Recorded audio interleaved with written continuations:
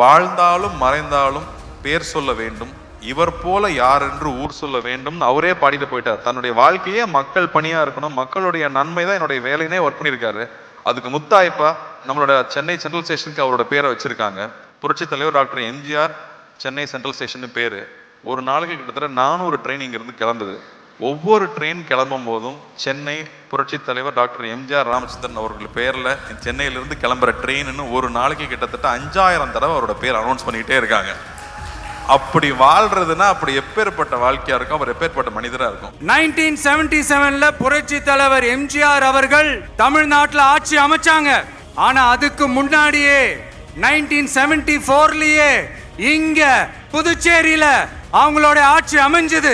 அதனாலதான் அப்பவே சொன்னாங்க, நமக்காக வந்தவர் எம்ஜிஆர், அவரை தமிழ்நாட்டில் மிஸ் பண்ணிடாதீங்கன்னு நமக்கு அலர்ட் பண்ணதே புதுச்சேரி தான்.